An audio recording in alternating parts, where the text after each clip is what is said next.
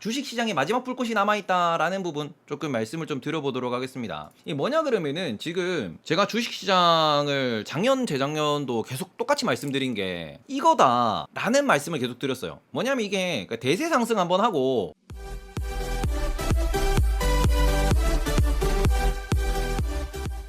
네이버보다 재미있는 테이버. 그러고는 이게 오지게 한번 고생 한번 하고, 그러고는 요거는 제가 이제 계속 주장하고 있는 바고, 그리고는 이것을 많은 분들이 바라고 있는 게 맞지. 저는 이걸 바라고 지금 하이닉스를 매수를 때리고 있는 건데, 이게 뭐냐 그러면은 대세 상승 기간에 결국에는 돈을 많이 풀었어요. 근데 지금 오지게 고생하는 거는 돈을 많이 푸니까 부작용으로 뭐가 아니야, 인플레가 왔다라는 거거든요. 근데 아직 한 발 남았다고 말씀드린 이유는 뭐냐 그러면, 인플레가 끝나고 나면은 오히려 실적 폭발이야. 모든 물건 상품 가격이 올랐잖아. 그러니까 요걸 놓고 보시면은 지금 말 그대로 돈을 많이 풀어서 경기 위기가, 그러니까 그 전 단계, 요 전 단계가 뭐냐 그러면은 뚜단 빵이었죠. 위기가 한번 크게 찾아오고, 요 위기에서 지금 그 대세 상승이 오고 다시 한번 고생을 하고 다시 한번 올라가고 이런 게 반복이 된다라고 하는 건데, 이거는 그 전에도 여러 번 반복적으로 발견이 됐던 거지. 그리고는 보통 대세 상승 혹은 이 회복 때는 요 회복기가 예전에는 길었어요. 뭐 3년, 5년 이렇게 걸렸고, 그러고는 고생하는 것도 3년, 5년 이런 느낌이었는데, 문제는 지금 이게 코로나 때는 워낙 정보의 소통이 빠르고 많은 분들이 막 이렇게 막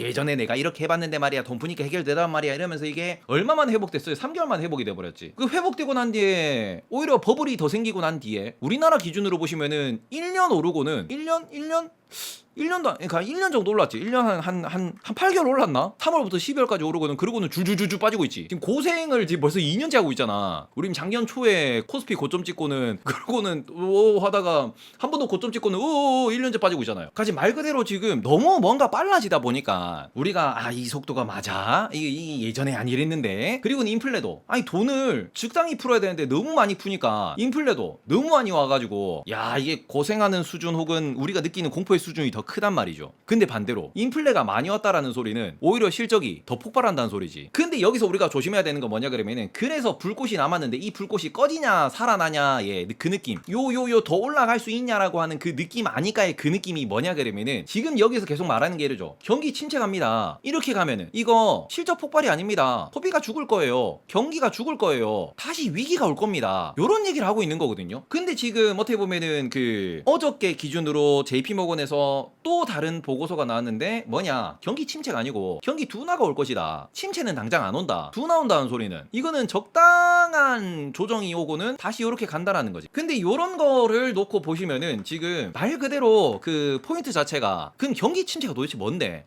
경기 둔화가 도대체 뭔데? 그리고는 이게 마지막 불꽃이, 이거는 불꽃이 뒤진다라는 소리고, 이거는 불꽃이 계속 불씨를 남겨놓고는 활활 타오르는 타이밍을 본다라는 거기 때문에, 우리는 주식 투자자 입장에서 어떻게 바라봐야 되냐, 요거를 우리가 머릿속에 조금 박아 놓으셔야 돼. 이게 담겨있는 분과 담겨있지 않는 분은 대응 자체, 멘탈 자체가 달라질 수 있다라는 거. 그럼 요런 관점으로 볼게요. 경기 침체, 우리가 소위 말하는 리세션, 공포라는 건 뭐냐 그러면은, 말 그대로 이거는 역성장을 의미를 한다라고 보시면 됩니다. 경제가 이렇게 성장을 해야 되는데 이게 아니고 이렇게 성장한다라는 거거든. 역성장. 그러니까 말 그대로 지금 1년 내 뭐 GDP가 성장하는 속도, 혹은 뭔가 우리 경기 성장하는 거, 경기 확장되는 거, 이런 거 자체가 딱 놓고 봤을 때 GDP가 보통 1년에 2%씩 이렇게 성장하던 게, 지금 말 그대로 미국 작년 보시면은 6%, 7%, 8% 성장이 나잖아. 그 왜 그렇게 나느냐? 인플레가 오다 보니까 막 이렇게 돈이 많아져가지고 성장이 막 이렇게 6%씩 막 늘어났는데, 이게 다시 마이너스 3%씩, 마이너스 5%씩 이렇게 역성장을 한다는 거지. 그게 경기 침체거든요. 이게 지금. 그런데 경기 둔화는 무슨 소리냐 그러면은, 경기 둔화는 여기서 요렇게 간다라는 거거든요. 플러스는 유지를 하는데 2%씩 성장하던 이게 6%씩 올라오고 난 뒤에 요렇게 가는 거죠. 요렇게 가는 거야. 그러고 다시 요렇게 안정화가 되는 거지. 예전처럼 골디락스라고 부르던 아주 그 편안했던 그때처럼 이렇게 가는 거죠. 그 과정에서 무엇? 각도가 좀 죽었다 가는 거죠. 전년 대비. 그러면 경기 둔화는 뭐예요? 우리가 소위 말하는 인플레이션이 정상화되는 과정을 거치고, 그 동안은 덜컥 삐그덕을 한다라는 겁니다. 임금이 너무 많이 오른 거, 집값이 너무 많이 오른 것이 결국에는 소화가 되고, 그러니까 말 그대로 지금은 요거는 이거지. 이게 우리가 과식을 한 거예요. 과식. 시장에 돈을 너무 많이 뿌려가지고 과식이 된 거지. 그러면 지금 이게 우리가 여기에서 어떻게 되냐, 급체해가지고 갑자기 우리 병사를 할 수도 있는 거고, 사람이. 너무 극단적인가? 그게 아니면은 이게 우리가 소화제가 필요해. 말 그대로 병원에 살짝 입원을 해가지고 아이고 골골 하다가 전부 다 이거를 다 우리 뱃살로 만드는 소화데스 네 또잉 이러는 느낌, 요 둘 중 하나라는 거고, 지금 뱃살로 소화가 된다라는 게 이게 뭐예요? 이게 경기가 둔화된다라는 거죠. 그래서 요런 관점으로 놓고 보시면은 지금 많은 분들이 걱정하는 포인트가 이거지. 너무 돈이 많이 풀려서 이게 채해가지고 진짜 시장이 죽어버리면 어떡하냐, 소비가 죽어버리고 기업들이 죽어버리면 어떡하냐 라는 걱정을 하는 거고, 오히려 이런 것들이 지금 뭐 여러 가지 인덱스들이 있습니다. 우리가 그냥 일반적으로 인플레이션만 생각하면 조질 것 같은데, 거기다가 그 우리가 소위 말하는 신용도가 낮은 기업들의 채권 금리 이런 거 보시고, 우리 하이힐드 그 스프레드라고 부르는 그런 것들이 있는데, 뭐 여러 가지들 보는 지표들이 있어. 그 지표들 다 체크하고 확인해 보니까 지금 뭐 경기 침체 당장 안 오네, 올해 연말까지는 나쁘진 않네. 그럼 연말까지 지금 무슨 생각하는 거예요? 지금 당장 있는 전쟁 이런 거, 우리 이런 거 어떡할 거야? 아니면 우리 상하이 봉쇄 이런 거 이거 어떡할 거야? 중국 봉쇄 셧다운 이런 거 어떡할 거야? 이런 것들이 해결이 되냐 안 되냐에 따라 가지고, 이런 거 해결되는 과정에서 얼마나 잡음이 나오느냐 안 나오느냐에 따라 가지고, 야 이거 소화될 수 있냐 없냐 이런 얘기하는 거거든요. 그러니까 지금 어차피 결론 나온 건 아무것도 없다니까. 지금 뭐 이거는 어디로 갑니다, 나락갑니다, 올라갑니다 이런 얘기는 솔직히 그거는 지가 신도 아닌데, 그건 분명히 어려운 거란 말이죠. 그거는 아주 어려운 거예요. 왜냐, 질문 자체가 이거거든요. 인플레이션이 너무 올라갔습니다, 어떤 방법으로 물가를 잡나요? 라는 이런 질문도 주셨는데, 요거 연결해서 한번 생각을 해보면은, 인플레가 올라갔습니다. 그러면은 잡는 방법은 여러 가지가 있어요. 지금 국내 기준으로 휘발유 가격이 너무 올라갔어요, 경유 가격이 너무 올라갔어요. 이거 어떻게 합니까? 일반적인 소비는 냅둡니다. 대신에 경유를 많이 쓰는 누구? 우리가 소위 말하는 운송업에 종사하시는 분들 같은 경우에, 이런 분들은 실제로 무엇을 지급합니까? 보조금을 지급합니다. 요거는 뭐예요? 분명히 부담스러운 상황은 맞지만, 이거를 어떻게 보면 평년 대비, 지난 5년 평균 대비 이래가지고, 야 가격이, 기름값이 대충 한 30% 올랐네, 그러면은 30%는 보조금을 드릴게요. 이거는 먹고 살기 위해서 하는 거니까 너무 급변한 시황에 따라 가지고 급변한 만큼 바로 인건비, 운송비가 따라가 주면 되는데, 그게 안 되니까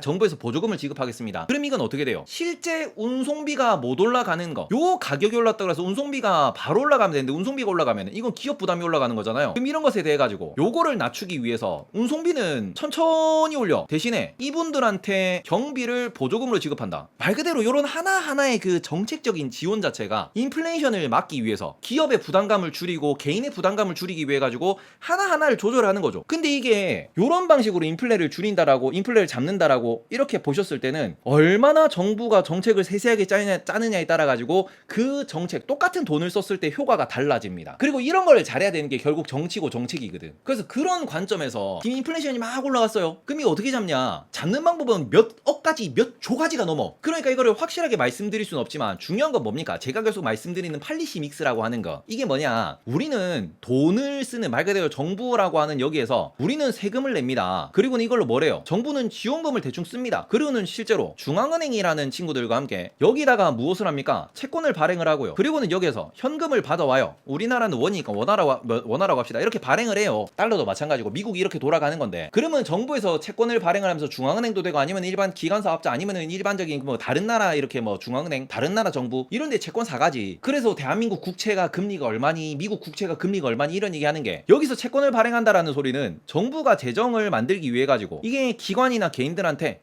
투자자들한테 이렇게 해가지고 이 돈 가지고 지원금을 주고는 말 그대로 정책을 쓰는 거죠. 무엇을 하기 위한? 경제를 살려서 세금을 많이 걷기 위한. 그리고는 중앙은행은 뭐합니까? 이걸 통해 가지고 얘들이 시중은행들한테 대출을 내줍니다. 그쵸? 요거 돈을 뿌려. 대신에 이 돈을 뿌리면, 그냥 뿌리면 이게 컨트롤이 안 되니까 그 컨트롤을 뭘로 합니까? 금리로 컨트롤 한다고요. 그럼 은행에서는 개인이나 아니면 사업자들이 대출을 받아가지. 그리고 이 대출로 돈을 받아간 이거를 다시 이자로 냅니다. 요런 관점으로 경기가 돌아가지. 이게 실물 경제라는 거잖아요. 지금 우리는 걱정을 하는 게, 이 이자가 너무 많이 올라갑니다, 이 금리가 너무 많이 올라갑니다 이러면서 걱정을 하는 건데, 대신에 무엇을 하느냐? 여기서 지원을 들어오는 거죠. 인플레를 잡기 위해서는 지금 인플레 자체가 실물 경제로부터 인플레가 발생을 합니다. 원자재가 너무 많이 올라가죠. 인건비가 너무 많이 올라가요. 그러니까 장사하기 힘들다, 사업하기 힘들다, 고용하기 힘들다. 고용이 줄어들면은 인건비가 줄어드니까 기업들 같은 경우에는 뭔가 이게 보조는 될 수 있지만, 말 그대로 인건비 총액이 줄어들면 경기 자체가 줄어드는 거거든. 그러니까 정부는 계속 고용률 얘기하는 거고, 그런 관점에서 고용을 해지하면 안 된다. 이번에 코로나 터졌을 때도 그 사람을 계속 일자리를 유지하고 보존하면은 그러면 돈 준다라는 얘기가 유럽에서 나오고 미국에서 나왔던, 우리나라에서 나왔던 얘기가 이거죠. 인건비 총액이 가장 중요한 겁니다. 이게 뿌리 경제라는 거거든. 그리고 그런 관점에서 지금 말 그대로 어떻게 보면은 지금 실물 경제를 살리기 위해서 뭘 할 수 있냐, 인플레이션이 이게 너무 비싸다고 하는데 그러면 정책적으로 지원금 줘야지. 또 돈 부려? 라고 생각할 수 있는데 대신에 요거를 상승하는 거를 억누를 수 있고 요런 것들을 조금 보조할 수 있는 말 그대로 기업하기 좋고 소비하기 좋은 환경을 만들기 위해 가지고 정책을 쓸 수밖에 없다라는 겁니다. 대신에 버블은 안 생기도록 뭘 땡기냐? 금리를 이빠이 땡기는 거지. 그러니까 지금 어떻게 보면은 인플레를 잡기 위해서 중앙은행은 뭐합니까? 돈을 흡수합니다. 유동성을 흡수해요. 그럼 이거는 말 그대로 버블이 줄어드는 거예요. 대신에 이 과정에서 부작용은 누가 잡냐? 정책적으로 부작용을 잡아내야지. 이거를 잘하는 기업, 잘하는 국가, 잘하는 그 어떤 사회는 더 성장을 하는 거고 이걸 잘 못해. 그럼 일본처럼 버블 터지는 거야. 일본이 잃어버린 30년 나온 이유가 요게 부재한 상황에서 금리만 올리니까 버블 터지면서 일본이 잃어버린 30년 간 거잖아. 그리고 이거를 많은 어떻게 보면 모든 정책 입안자들이 이걸 다 봤어요. 야, 일본이 골로 갔네. 야, 미국 따까리 놀이 하려다가 야, 자는 아주 그냥 골로 가버리는구나. 이런 얘기를 실제로 보고 배웠지. 학습을 하고 연구를 했어요. 그러니까 사회 지식인들이 뭐합니까? 그 잃어버린 30년이 오지 않으려면은 이런 거 해야 됩니다. 지금은 뭐예요? 돈을 풀면서 말 그대로 인플레를 자극할 수 있는 짓을 하면서 인플레를 잡아내는 짓을 동시에 해야 돼요. 야, 여친이 빡이 쳤는데 나는 되게 장난기가 많은 사람이야. 분명히 빡이 쳤음에도 불구하고 내가 지금 뭔가 장난을 치고 싶어.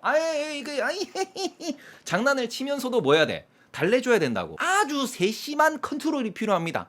중간에 헤어져 그러면 잘못했는데 야니 오늘 화장 떡졌다 이러면은 야 이 새끼야 싸리기를 맞으면서 아이고 아파라 이빨이 나갔네 이러면서 장난질을 계속 쳐야 된다고. 이게 요런 식으로 아주 그 미세 조정이 필요한 상황이다. 그리고 요게 지금 소위 말하는 저는 이렇게 생각해요. 이게 경기 침체로 가냐 경기 둔화로 가냐 이거는 누가 만드냐? 정부가 만들어요. 중앙은행이랑. 걔네들이 플러스 마이너스를 아주 미묘하게 잘 컨트롤해야 돼. 지금 어차피 원자재 가격이 오른 건 어쩔 수 없어요. 전쟁이 끝난다고 전쟁 옐런 윤화가 나와가지고 전쟁을 종료시킬 거야. 바이든이 전쟁을 끝낼 거야. 아니면 파월이 전쟁을 끝낼 거야. 전쟁은 안 끝나요. 그리고는 지금 이미 우크라이나는 불바다 됐어. 이미 그 땅 못 쓰는 땅이 많아. 이미 파종 못한 거 많아. 그럼 그런 상황에서 이걸 어떻게 해야 되냐? 그걸 생각을 해야지. 사고 났는데 사고 난 거만 계속 바라보고 어떻게 보험사 불러야지. 뭘 어떻게 차 사고가 났는데 그 뒤를 생각을 해야지. 수리는 어떻게 하고 대차는 어떻게 하고 합의는 어떻게 하고 보험사 불러가지고 그 얘기를 해야지. 사고 났는데 계속 서가지고 어떻게 전봇대 어떻게 내 차 어떻게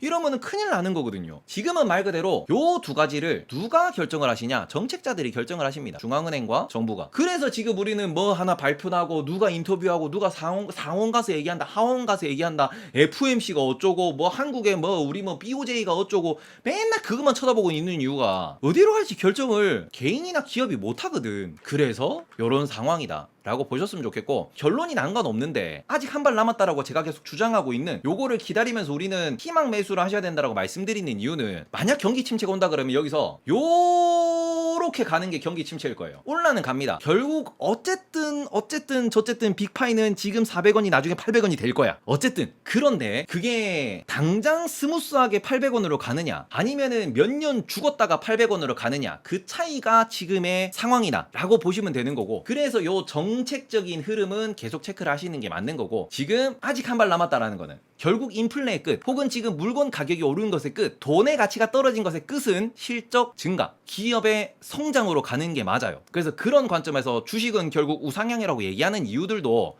이거지. 침체 오면 늦게 가겠지. 그리고는 적당하게 계속 잘 컨트롤하면서 둔화가 되더라도 계속 플러스 1%라도 플러스 1.5%라도 가면은 다시 올라가겠지 라는 얘기하는 겁니다. 너무 어렵게 생각하시지 말자라는 거지. 지금은 답이 없어요. 답이 없으니까 주식장이 그냥 벌벌벌벌 기고 있는 거지. 그 정도 수준으로만 거의 좀 생각을 하시고, 일단은 물가가 올라가면 어떤 방법으로 물가를 잡냐, 이거는 매우 세심한 그 여자친구 컨트롤, 남자친구 컨트롤, 시어머니 컨트롤. 네.